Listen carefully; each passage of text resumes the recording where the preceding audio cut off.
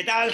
Buenos días a todos. Bienvenidos a una entrevista internacional de nuevo. Estamos con Tyler Yearby. Me acompaña José Mateu, que nos va a ayudar en las traducciones también. Y bueno, queremos traeros a un grupo de profesionales muy importantes dentro del campo de las habilidades, del desarrollo de las habilidades del movimiento. Es el grupo Emergence Movement. Lo podéis encontrar en Twitter. De esa manera, hoy tenemos a uno de sus directores, es Tyler Yearby. Hi, Tyler. Hi, how's it going? Thank you guys so much for having me.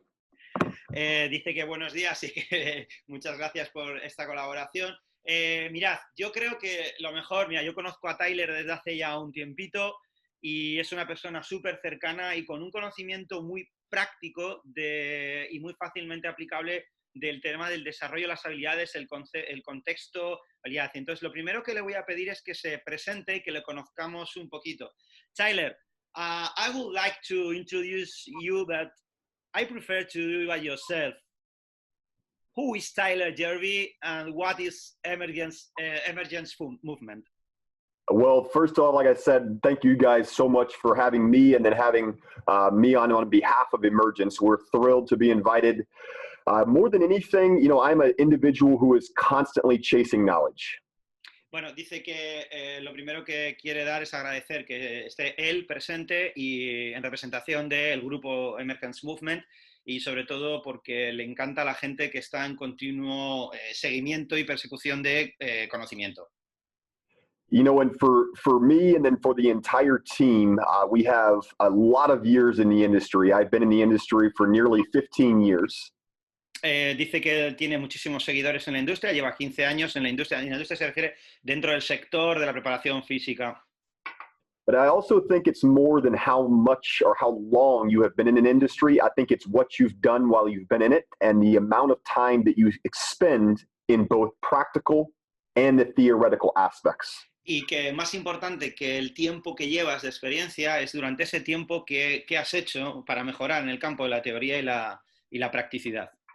That way, from the practical side, you have a chance to make mistakes. You have a chance to learn yourself as a coach. And then from the theoretical side, you have the ability to have the underpinning principles that help outline the practical application. Y bueno, dice que desde la parte práctica todo el mundo tiene la oportunidad de cometer errores para ver cómo poder mejorarlo y aplicar esos conceptos a esa práctica. So for me, I have worked in a variety of different sports. American football is my #1 sport, but I've spent a good amount of time in baseball, basketball, as well as football, or as we call it, soccer. Vale, dice que su bagaje viene desde el fútbol americano, que es su principal deporte, pero bueno, luego ha tenido otras colaboraciones como béisbol o fútbol, que ellos le llaman soccer. I've worked at the university level. I've worked at the private level. And like I said, being in the industry for nearly 15 years has given me an opportunity to work through a lot of these ideas myself, see what it actually looks like in practice, and then help my athletes learn, which is what we're all after. Bueno, que como ha estado trabajando en niveles universitarios, ha estado trabajando también a nivel público, eso le ha permitido generar una serie de ese bagaje, esos diferentes campos, le ha permitido generar una serie de ideas para mejorar y poder ayudar a sus deportistas. I have a master's degree in kinesiology, which is the study of human movement. Tiene un máster en kinesiología. And I'll be pursuing my professional doctorate, chasing my doctorate degree here very shortly. I haven't actually announced that to anybody, but I will be pursuing my doctorate degree, and I start that in September. That's an exclusive for us. Yes, it is. Dice que, bueno, que va a empezar ahora mismo su doctorado, que no se lo ha dicho a nadie y que es una exclusiva para nosotros. Yeah, so very special for this podcast. But yes, I'll be pursuing my doctorate along with Sean Mishka from Emergence. We both will be pursuing our doctorates at the University of Gloucestershire, which is in Gloucester, England. And so we're both very excited about it, and we'll be working with a lot of the individuals that have helped pave the way for the industry and making sure that we're all chasing the ability to help our athletes. That university is the one who is in Edward Coghlan, maybe Gloucester. Very close. So this book right here, I'm Yeah. showing the constraints-led approach, and you see Will Roberts. Okay. Will Roberts is a professor, senior lecturer actually at the University of Gloucestershire. And one of my external supervisors and Sean's external supervisor will be Keith Davids. Oh, wow. So, he's at Sheffield Hallam, which is also in England. And so we're thrilled to do it. Honestly, it's something we wanted to do because it continues to challenge us. That way we can provide the best education possible for coaches. That way coaches can help create the best learning environments for their athletes.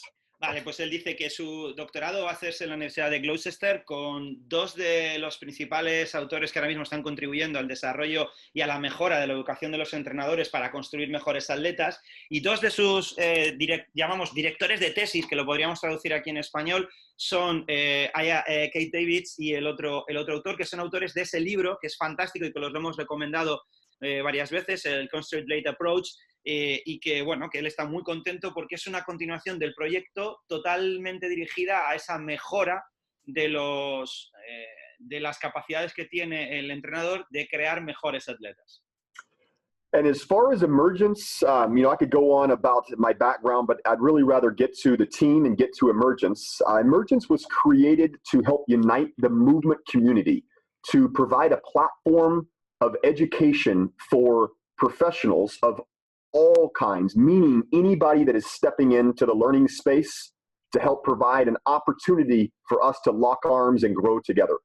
Vale, y él dice que así sea sobre su bagaje ya, pues bueno, con esos datos son relevantes, y ahora en realidad con la plataforma del grupo Emergence surge de la necesidad de unir a la gente, a los entrenadores que están centrados, él lo llama la comunidad del movimiento, es decir, las personas que están centradas en esa generación de habilidades de movimiento, y generarles una plataforma de conocimiento y mejora. So with Emergence, we started Emergence back in October, actually, of 2019. So we haven't been, even open as a company for any longer than a year, but we've been thinking about these ideas and working together, Sean and myself specifically, for quite some time, as well as a handful of the other individuals on the team, to make sure that we were able to develop education that essentially took hundreds and hundreds of pieces of resources or literature and compiled them into one place, along with our practical knowledge, to help educate the movement community. Vale, lo que comenta es que Emergence como grupo lleva tiempo, pero como empresa empecé en octubre del 2019 junto con Son Miska, que es otra persona que hope Son will be here soon. Y esperamos que Son esté aquí pronto. Y bueno, lo que están haciendo es recopilar cientos de piezas a través de la investigación, a través de los diferentes contextos de aplicación práctica para generar una educación en guía hacia el entrenador. So we have 3 courses that are available, and we are currently working on 3 other courses. And our plan is to have these mini courses that roll out maybe once a quarter, maybe it's once every 2 months, but essentially making sure that we are interacting with the movement community, that we're providing education that is what the community is interested in, what they're seeking, and essentially what they're wanting to get better at.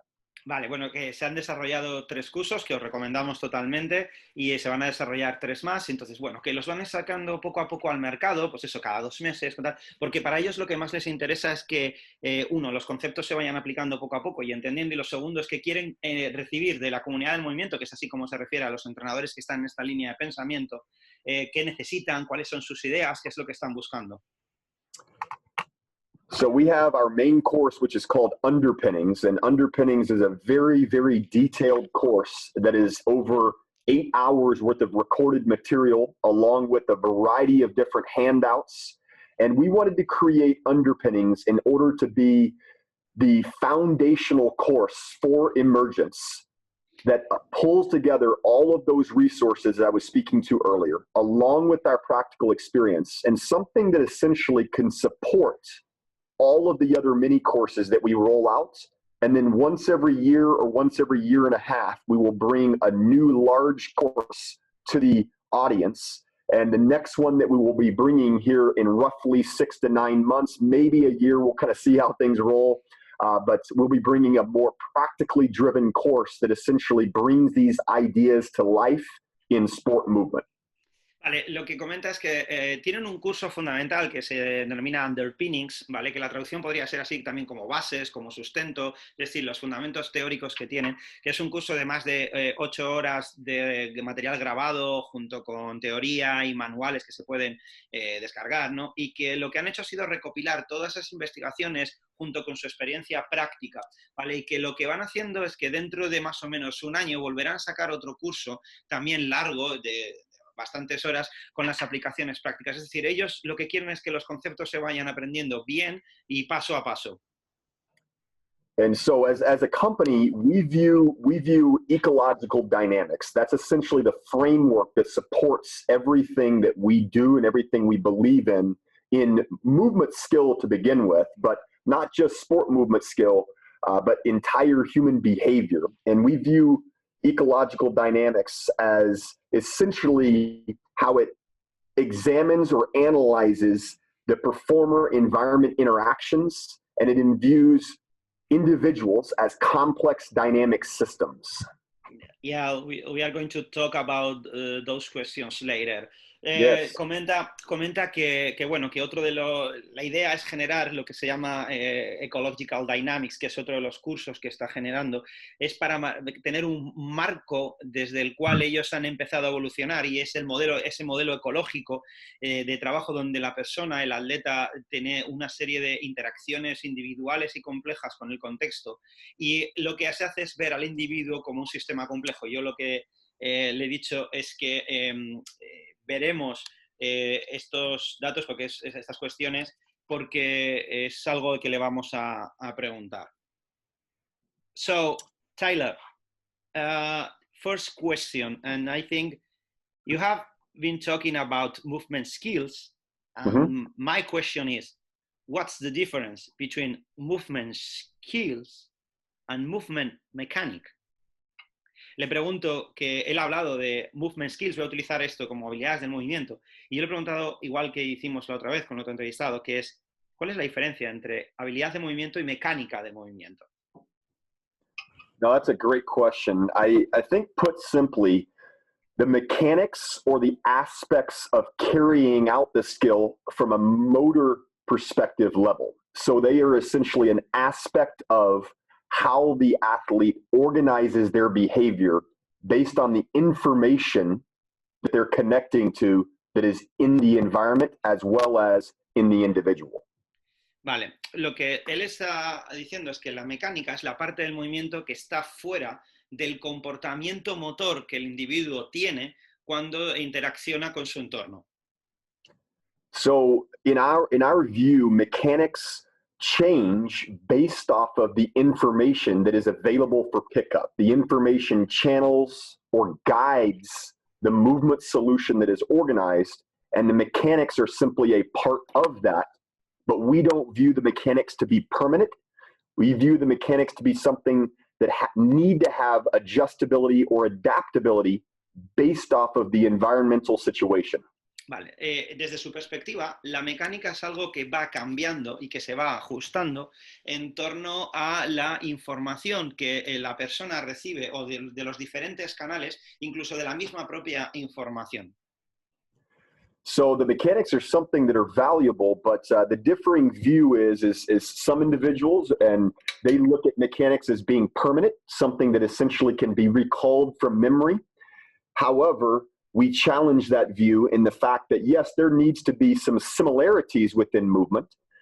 However, that movement is going to be slightly different from time to time, such as our man Nikolai Bernstein speaks to in repetition without repetition, and the ability to accomplish, these movements in a variety of different ways. So the information is the channel that connects the individual to the environment, and the movement solution emerges, or the technique then emerges based on the information that channels that movement or guides that movement. Vale. Lo que él está diciendo es que para algunas personas la mecánica del movimiento es la parte preeminente, es como si lo pudiéramos extraer desde la memoria más receptiva. Y ellos lo que están comentando es que sí, que la mecánica del movimiento es importante, pero lo que está guiando el movimiento es realmente cómo los canales de información y cómo el individuo percibe la información es lo que hace generar una relación entre el individuo y el entorno para crear esas soluciones de movimiento adaptadas a cada una de las necesidades. And the last thing I'll mention is there are idealized movement patterns, which is what we don't necessarily agree with, because if there was one idealized movement pattern, that movement pattern would have to fit every human being on the planet, whether it is a girl, a boy, a novel mover, an advanced mover. And so we think that every individual has a certain bandwidth, and within that bandwidth, they are able to find or organize a movement, like I said, based off the information they're connecting to. Vale, lo que ellos hablan de que, claro, ahí están un poco retando, ¿no?, al concepto de patrones mecánicos ideales, porque esa idealidad significaría que todo el mundo, independientemente si es un chico o una chica, se tendría que ajustar a unos estándares concretos. Y eso no es posible, porque la información guía, la percepción guía esa ejecución. Es como Bernstein decía, repetición sin repetición. Una vez que el entorno va generando información, cada una de estas soluciones motrices va cambiando. Okay, so there is a great difference between ideal movement pattern and the most efficient movement pattern for this task or this, in terms, for example, of performance and injury risk reduction. Do you agree with that?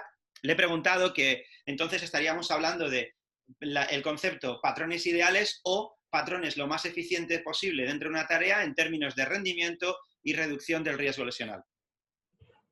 Yeah, so I think that the first thing that we need to do, and when I say we, I mean anybody that is stepping into the learning space, is we need to identify what are the movement problems that the athlete or athletes that you're working with what are they engaging in? So if they play soccer, what do the movement problems look like in soccer? If they play baseball, football, we need to analyze what the movements look like in order to design learning environments that are similar enough to the performance environment to potentially reduce likelihood for injury, to enhance performance, and essentially to allow for adaptive movement behavior. Okay, lo que él comenta es que cualquiera de nosotros, y con nosotros se refiere a las personas que generan entornos de aprendizaje para el atleta, lo primero que debe hacer es analizar las tareas motrices, analizar los patrones de movimiento y analizar las demandas del deporte. Por ejemplo, si nosotros vemos a un jugador de fútbol, lo que tenemos que ver es cómo este jugador se mueve en términos de analizar cuáles son las demandas con las que él se hace frente a los problemas que puedan llegar a surgir de esa interacción. Give you an example of essentially how this actually looks in a sport. So if I'm looking at the sport of football or soccer, and you see one situation where there are athletes on the pitch that are dribbling around a cone, that provides entirely different information than the sport of soccer. The sport of soccer, a defender is going to move, they're going to close space, they're going to try to take the ball away from the offensive player. The offensive player is looking to pass the ball to an opponent, or excuse me, pass the ball to a fellow attacker to get around the opponent. They're looking to take space, meaning that an individual moves. It provides entirely information to the performer versus a cone. And so if we're dribbling around a cone, I'm going to expect that that is going to be a permanent situation that does not exist in the sport of soccer or in the sport of football. Vale, lo que él comenta es que, por ejemplo, un ejemplo práctico, si nosotros practicamos solo el dribbling frente a un cono y de ahí lo queremos trasladar a una situación en la que yo me enfrento a un oponente, el oponente me está mandando información sobre su posicionamiento, su desplazamiento, si puede entrar a taclear, si puede intentar meter la pierna en el balón y claro, lo que no podemos hacer es que entender que porque yo estoy haciendo un trabajo alrededor de los conos, eso se va a transferir directamente a la realidad. But so you are not saying that we are not going to use cones. We are talking about programming and using the tool correctly. Well, I'm actually saying that I would advise against using cones. I don't think cones are valuable for the most part. Now, they may have a place in certain situations, maybe in certain situations. But let me give you an example of how if someone says, I'm going to use a cone because I want the individual to learn how to dribble. I want the individual to learn how to control the ball at their feet in order to attack a defender. So I'll let you translate that. I'm going to give you an example of how you can do it from an ecological perspective. Ok, él lo que está diciendo es que, a ver, él no recomienda utilizar los conos, que bueno, que no es que no recomiende utilizar los conos, sino que los conos están bien diseñados para algo muy específico, no para toda la globalidad de lo que se espera del aprendizaje de un dribbling o del aprendizaje de una conducción del balón, que podemos tenerlo, pues, por ejemplo, para sentir el balón en los pies, para realizar una conducción. So an example would be, a lot of people might argue, if I have a younger individual, a younger football player, and they don't yet have the ability to control the ball at their feet after receiving a pass, and then be able to dribble and potentially do something with that ball. An example would be, the pass might be coming too rapidly, or the defender might be pursuing that individual at a great speed, which essentially creates consequences, anxiety, pressure, so on and so forth, that does what's called perturb or disrupts the system. So an example would be, is to bring that ball in or pass the ball in at a much slower speed. That way the athlete can still perceive the ball information, the ball spin, the ball rolling on the ground, as well as an attacker coming into the situation at a much slower speed. That way the individual is still perceiving an attacker moving into the learning space or the problem space. And so the young individual can then control the ball and has greater time or more time present to control the ball and potentially offload it to another, another teammate, or potentially dribble around the defender. So what you're trying to do is learn in. There are situations that are where learning is actually occurring versus simply just looking for performance in a single session. Okay, that's a great idea. I'm going to translate totally perfect. Ok, mirad, esto es una grandísima idea, ¿vale? Porque lo que está diciendo él es que, por ejemplo, si nosotros tenemos a un atleta joven de fútbol, seguimos hablando de fútbol, él indica que muchas veces lo que se hace es que le damos el balón, él coge el balón, lo controla, lo lanza a los conos, se hace el dribbling y genera una situación. Vale, él lo que está diciendo es que eso no genera la misma información y no genera el mismo valor como si desde un principio nosotros ese balón que a lo mejor le hemos dado más rápido, más lento, se lo damos lo más lento posible, junto con la introducción de un adversario que también se mueve lo más lento posible. Es decir, de la misma manera que él está aprendiendo a controlar el balón, ya está percibiendo la información que le da el entorno. Entonces, con esos movimientos tan lentos, ese pequeño joven atleta empieza a generar una serie de recursos ya directamente relacionando el implemento con la técnica, con la información que estamos llevando. So that's just one example of essentially how it would look. And this isn't a one-time deal. This is something that needs to occur at different angles, at different speeds, potentially with multiple defenders. But what you're doing as a coach or as a problem designer or as an environment architect is creating situations for the learner to learn in real time online, where information channels or guides their movements, but it does it in an information scaling way to where it is scaled to the challenge point of that particular individual. So the main idea is creating a scale of information. Yes, you're channeling information that is relevant information, such as what happens in the game of soccer, versus having a cone that you dribble around. A cone provides entirely different, which means the solution that's organized is different than how it would be in the sport of soccer or football, because there's not consequences that are present. It's not challenging that movement system to have to organize a solution that is going to be similar to how the sport occurs. It just needs to be done at different speeds, angles, amount of defenders, surfaces, lighting conditions, and so forth. Ok.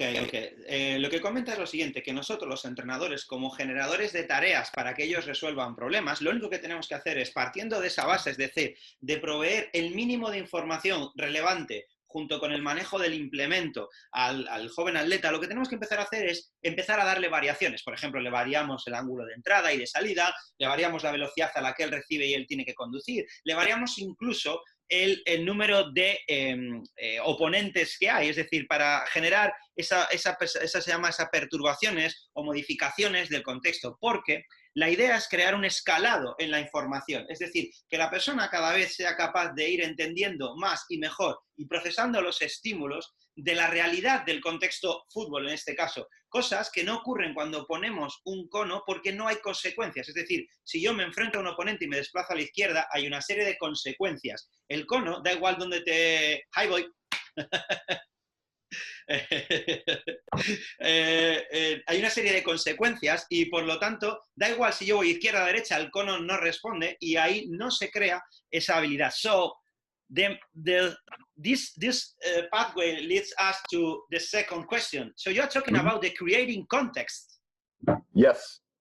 Yes. Yeah, for so me. The context, yes, go ahead.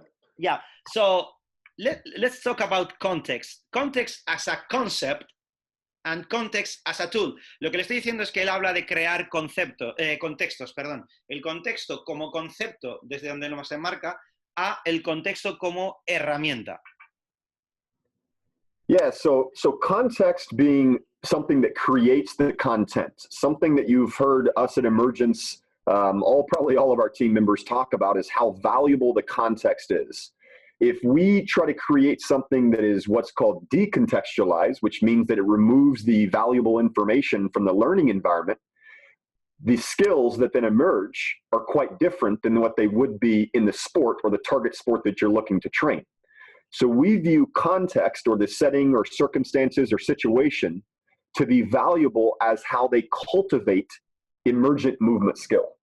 Vale, entonces lo que él comenta es que el contexto es aquello que contiene el contenido que le damos hacia lo que queremos trabajar, es lo que provee ese contenido. Entonces, cuando hablamos, por ejemplo, de contextos y descontextualización, lo que estamos diciendo es que las soluciones motrices, las habilidades que se van a dar son diferentes. Por eso el contexto tiene que tener un valor concreto para generar esas evoluciones.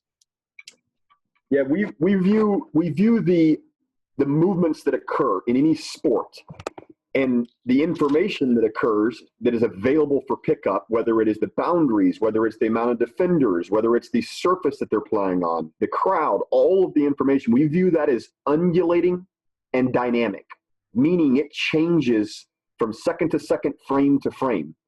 And so if an individual is trying to create a movement solution that is removed or a large amount removed from context, how do we expect that movement to then be deployed in a setting that is quite different than the sport that they have been practicing? Ok, entonces lo que nos estamos diciendo es que la información es el valor, pero la información es dinámica, cambia todo tipo de informaciones, desde la superficie de contacto, el número de defensores, los huecos que se abren, la situación del equipo, eso es una información muy dinámica. Entonces, claro, desde el momento en que la información es dinámica, el deportista, el futbolista, tiene que empezar a generar diferentes soluciones de movimiento. Y claro, lo que nosotros podemos ver es cómo se transfiere desde un trabajo totalmente descontextualizado a ese trabajo en el que el entorno está generando tanta cantidad de información dinámica. Entonces ya hay un problema ahí de resolución de esos movimientos. So there's two more things I'd like to mention there, specifically regarding the cones that we were speaking to. Something that we at Emergence speak to often, and this is also in the Constraints-Led Approach book by Renshaw and colleagues and a variety of other textbooks that are from ecological dynamics, is you can look at it in a representative level of sport scale. So essentially a scale that you as the coach is looking at this context of what you're creating. So a 10 would be like the game of football, the game of soccer. A 1 would be something like dribbling around a cone with no defenders present, no consequences present.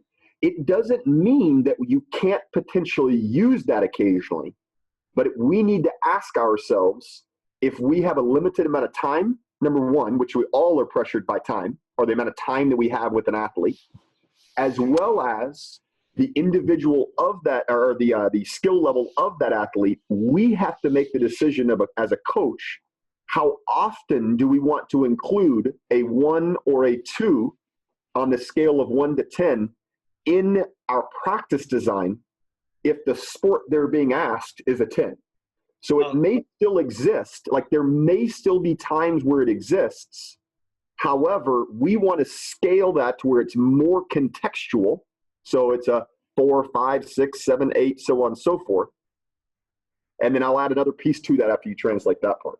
Ok, me pide que traduzca esto primero. Mira, lo que él está hablando es que el trabajo sobre los conos, ¿vale? Y basándose en el modelo ecológico que ellos hablan, incluso en el libro de Constraint-Led Approach. Lo que está diciendo es que debemos entender que si nosotros generamos una escala de utilidad, entendiendo el 10 de la escala como el propio fútbol o el fútbol americano, el propio deporte, y el 1, el trabajo de los conos, lo que tenemos que ver es que nosotros potencialmente, de manera ocasional, podemos utilizar el trabajo de conos, un trabajo descontextualizado. Pero claro, en el momento en que ya estamos presionados por el tiempo, y todos los entrenadores están presionados por el tiempo, nos tenemos que plantear en qué momento tenemos que trabajar, sí, con un 1 o un 2 de nivel de aproximación hacia el desarrollo de la habilidad, porque la habilidad está directamente relacionada con el contexto, o utilizar actividades que estén más cerca del 10, es decir, de la realidad pura y dura del deporte. So with the cones, there's 2 main reasons that I myself, in American football, there's only 2 situations where I actually may use a cone. The first one is if I'm in a situation that I don't actually have the actual boundaries of the American football field, I may use them to create a training space. That way there is an understanding of where the boundary is, because the boundary is going to clearly shape the way that the athlete moves, whether that be on offense or defense. The second way is, and this goes much deeper, we can discuss this on, we actually often discuss this on our movement meetup calls. We talk about this in our curriculum through Emergence, is if I'm trying to narrow a learning space or expand a learning space, I may want to limit, or essentially the word constraint, an opportunity or reduce the opportunity for occurring in one space in order to channel or design in other opportunities. So I may confine a space with using a in order for the athlete to have a different working space or a different problem space. So you mainly will use the cones as a space constraint. Yes. Vale, él lo que comenta es que hay 2 situaciones en las que utilizaría, por ejemplo, los cones en el deporte del fútbol americano, que es lo que maneja. La primera es para generar las diferentes líneas de aproximación que hay en el campo de fútbol americano, porque no es lo mismo en las líneas en las que estás para un trabajo ofensivo o defensivo de cara a generar un espacio de entrenamiento. Y la segunda es para generar un constraint a través del espacio, ¿vale? Porque creando diferentes espacios con los conos, lo que haces es obligar a la aparición de diferentes soluciones motrices emergentes. Ok, Tyler. Go on. Oh, no, that's wonderful. I mean, we could go even deeper, but that's obviously something we can do at another time, because these are awesome questions, and I might talk all day. Yeah, oh, wow, yeah, I know it. Dice que, bueno, que esto, si queréis que lo hablaremos de algo más profundo, lo lleva claro en los meetings que ellos se hacen desde el grupo de Emergence, que solemos, yo suelo entrar también una vez a la semana con ellos y realmente es increíble. So next question about this is, you have been talking, you did mention to ecological dynamics. So here in Spain, we know a lot about dynamic systems theory. Mm-hmm. So is there a relationship between dynamic systems theory and the ecological systems theory or model? Le he preguntado, es que claro, aquí en España hemos hablado mucho y conocemos bastante sobre la teoría de los sistemas dinámicos, y él ha mencionado todo el rato al modelo ecológico. Entonces le he preguntado si existe esa relación, es decir, cómo crear esa relación. Yeah, so first of all, ecological dynamics, which is what we've been speaking to, that views athletes, sports teams as complex adaptive systems. It is underpinned by ecological psychology as well as dynamical systems theory. So the 2 theories, they're slightly different, but they have a lot of similarities meaning that they don't put emphasis on cognitive processing. And they also view elemental parts or variables that come together to form a unique whole or emerge.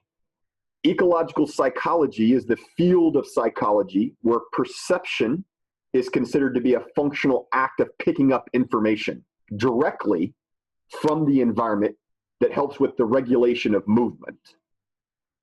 And dynamical systems theory is nonlinear systems that are interconnected systems. They're composed of many interacting parts, and those parts are capable of constantly changing in order for organization to emerge or self-organization to emerge. So an athlete perceives information. I'm on the field with all of my football players. In order for a play to emerge and a goal to be scored, spaces are changed. Speeds of the ball is changed. Heights of the ball is changed. So all of the interacting parts come together that are dynamic, that change. Even though we may draw up something on a whiteboard, it rarely happens in that exact same way because movement emerges in different ways. So essentially, ecological psychology and dynamical systems theory form what is referred to as ecological dynamics. Okay. Él lo que comenta es que, bueno, que ambas son teorías que muestran la complejidad del ser humano y la capacidad de adaptabilidad y de organización. Que, sin embargo, hay unas pequeñas diferencias. Por ejemplo, el modelo ecológico viene desde la psicología ecológica, que lo que habla es que de la percepción o la perceptibilidad como la capacidad que tiene el individuo de obtener información del entorno. Y la teoría de los sistemas dinámicos habla de cómo sistemas no lineares y sistemas que tienen relación se autoorganizan para crear una adaptabilidad cambiante a las demandas del entorno. So, can we say that ecological dynamics is the relationship between the person or the athlete and the information of the environment, and the dynamic system is the adaptability of the person to the changing information? Can we resume in that as an idea? I like that. I like that. I think that they're interconnected for sure. I don't think they're separate by any means, but I think that's a unique and probably a pretty clear explanation of essentially how they work together. Because the point that you made of adaptability to the information, that's exactly what we're referring to. So, claro. Ok, nice. Él dice que le he preguntado que entonces, si lo que podríamos resumir es que si el modelo ecológico lo que hace es explicar cómo el individuo recoge y se adapta a la información que viene, o sea, recoge la información y es capaz de percibirla, y la teoría de sistemas dinámicos es como el individuo genera adaptabilidad a la información cambiante del entorno. Y él ha dicho, claro, que le gusta, pero que no podemos separarlas, es decir, que en algún momento tenemos que pensar que van juntas por el mismo camino. And the one other thing I'll mention, which we won't go too deep here just because this is something that needs to be explored even more so, is how we actually are able to channel our movement solutions to the information is via what's something called perceptual attunement or a heightened sensitivity to the information, meaning that even though the game is a very, very good teacher, there may be only certain times throughout an entire soccer match that there's a highly valuable pass or shot that needs to be made. And if we rely on the game to be the only time that athlete experiences that information in order for them to become attuned or heightened sensitivity to it, then it's going to take a long time for athletes to actually get good at their sport. So as coaches, the reason for an ecological approach and to use a constraints-led approach is to channel these opportunities that happen often by creating a learning environment where they may experience 15 or 20 slightly different repetitions in order to become attuned to the height of the pass, the height of the changing type passes, the corner kick that's occurring, so you get my point to where that's the need for that. So that's the real sentence of Bernstein was repetition without repetition, but with repetition in order to create the learning approach. Bingo. Okay.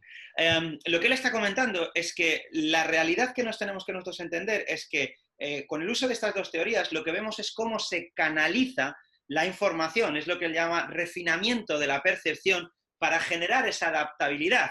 Entonces, ¿qué es lo que ocurre? Que nosotros cuando creamos los espacios de aprendizaje, lo que nos tenemos que dar cuenta es que generamos un espacio donde esa adaptabilidad va a producir que se produzcan determinados movimientos, por ejemplo, 20 veces, en los que él lo que está haciendo es generar pequeñas variaciones porque el contexto, el deporte, es el verdadero profesor. Entonces, mientras nosotros le ponemos en situaciones de ese deporte y de donde está aprendiendo es de la información que se obtiene, se van generando esas modificaciones que es lo que va haciendo ese refinamiento. Y yo le he comentado que la verdadera frase de Bernstein fue repetición sin repetición con repetición. Es decir, generar un entorno donde se haya generado diferentes variaciones de soluciones refinadas y irlas repitiendo poco a poco. Go on, go on. Oh, no. So there's a lot to explore there, but I think that encapsulates kind of the ideas in short. And the point here is that athletes and the coaches should have, and sport coaches, strength and conditioning coaches, all other support staff, it's an all interconnected system.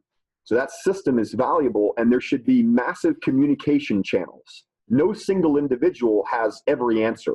And so we work together as a team in order to channel the right opportunities. So the medical staff helps with the athlete to be healthy and ready to play.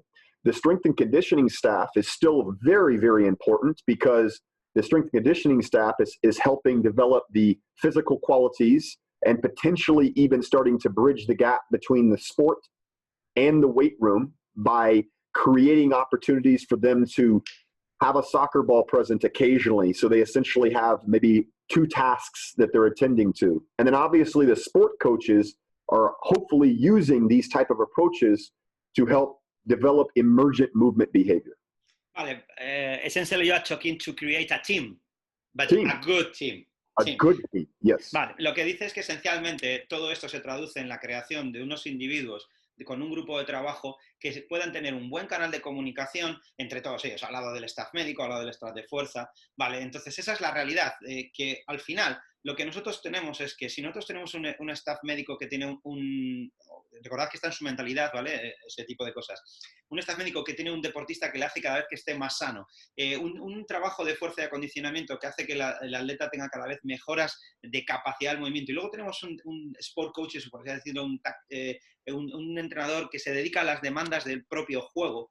Al final lo que se está creando es un entorno de comunicación y de relación que entre todos es lo que hace la mejora al individuo, no solo una persona dirigiendo al atleta en su desarrollo. So this is great, Tyler. But I have one word in my mind all the time. You have been talking about adaptability, perception, attunement, skills. But when we translate skill, we translate it as ability. But the other main word here is dexterity in terms of perception and movement attunement. So what's the difference between a skill, not as movement skill, sino skill o skillful athlete and dexterity? Le he preguntado que, claro, según él está hablando, se me empiezan a venir determinados conceptos a la cabeza propios de los problemas de la traducción del inglés. Y en inglés hay una palabra que es dexterity, entendida como destreza, que también se suele traducir desde skill, pero destreza está hablado hacia ese refinamiento de la percepción y el movimiento. Y él nos va a explicar ahora cuál es la diferencia entre skill, habilidoso, y diestro en ese sentido. Yeah, no, that's a phenomenal question. I think that it's probably best looked at almost as a scale, and dexterity is something that we're constantly chasing. And I say we as the athlete, whoever the individual is, the performer is constantly chasing. I probably better define dexterity first. That way we have an understanding of what we're after. And dexterity, there's a lot of definitions, but probably the most common one, which was by the man Nikolai Bernstein, which if you're not familiar with him, I would encourage you to become familiar. Dexterity is the ability to find a movement solution for any movement problem or external situation. That is to adequately solve any emerging movement problem correctly, quickly, rationally, and resourcefully. So with dexterity, dexterity is essentially the governor of skill.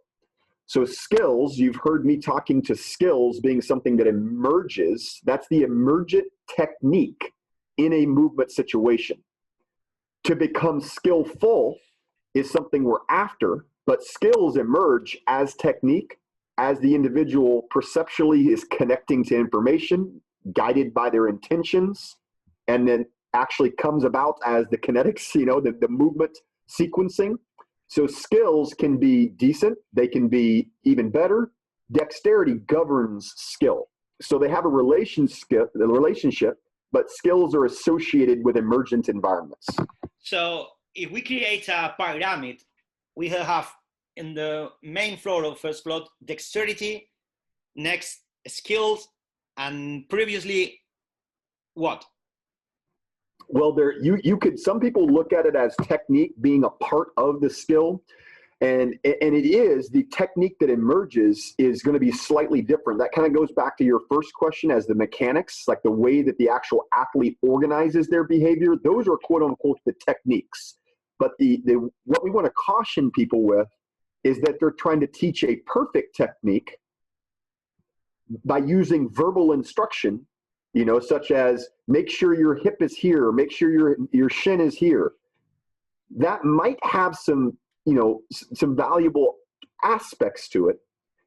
But the problem is every individual moves uniquely different. So we would encourage there to be maybe some explicit guidance, such as, maybe try having your perceptual gaze here, or it might be by having certain colors of, a friend of ours just recently gave an example of this, which is having certain colors of headbands on every individual, even though their jersey is the same as the defense's jersey. That way they have to scan more so. So you as the coach aren't telling them exactly how to move. You're just encouraging them to have to actually scan and pick up more information. The technique is a component of that skill that you're not trying to teach one way. There's multiple ways. And then the dexterity is exercisable and is something that allows, the most amazing fluid movers. That's what they actually have, is they have dexterity, the ability to accomplish any of those moving problems. Okay. Lo que él ha dicho, voy a tratar de traducirlo todo, ¿vale?